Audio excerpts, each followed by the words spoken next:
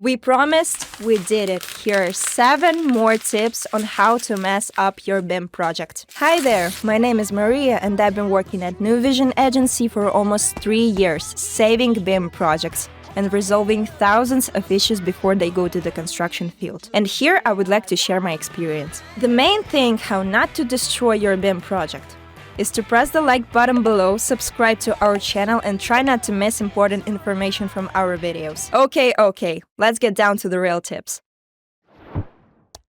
Number 1. Missing model elements. The model should display all of the important construction items, design and system elements that are difficult to coordinate in the field, to avoid additional costs on the construction site. Number 2. Low level of detail.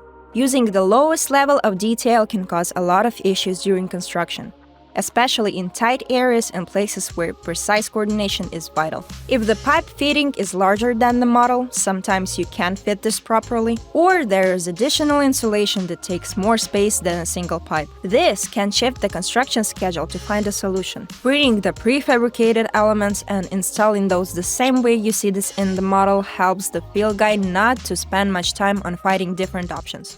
Number 3. Huge amount of field-coordinated items.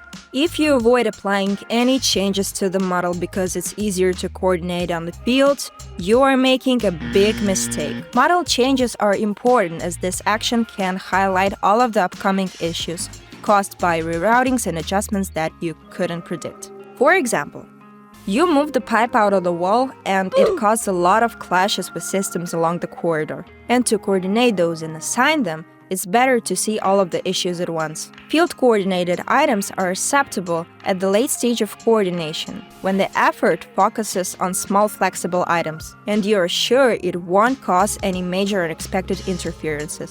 Number 4. Wrong clash priority. Assign an issue to a wrong discipline and you'll see a lot of concerns trying to move a lot of things around the element that is itself easier and cheaper to move, and you can get rid of huge amount of clashes. At the first stage of coordination, focus on major items such as structural and architectural misalignments, issues with existing conditions, and after all of the critical clashes are resolved, you can move to the branches and small stuff. The first stage is critical to avoid substantial project adjustments in the future. The primary goal is to guarantee that new models do not conflict with existing conditions, and to seek for big unresolved concerns that might be costly if discovered too late. Middle stages involve ensuring proper integration and coordination of secondary elements. The aim is to ensure efficient routing, proper connectivity and flexibility to accommodate future modifications or adjustments in specific areas, to ensure they meet the required modeling and population standards. At the final stage, the main focus is on ensuring model accuracy and that all of the items are modeled correctly. Model population and final quality assurance. Number 5. Focusing on a clash as a single issue. Look around and see what is going on around the issue you're looking at. Define more options for your work and make sure that resolving the clash in a particular way won't cause a bigger problem.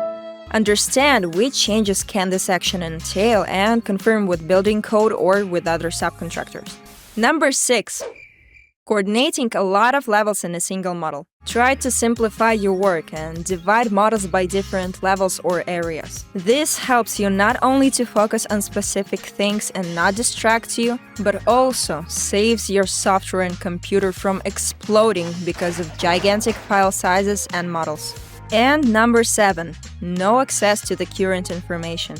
Make sure that all project members have access to all needed platforms, file management apps and documents. They should have all of the important information to populate their models correctly. Send project statuses from time to time and highlight project timelines, missing information, and directions for each member. Leave the comment below if this video was useful for you or not. Thanks for watching and see you next time.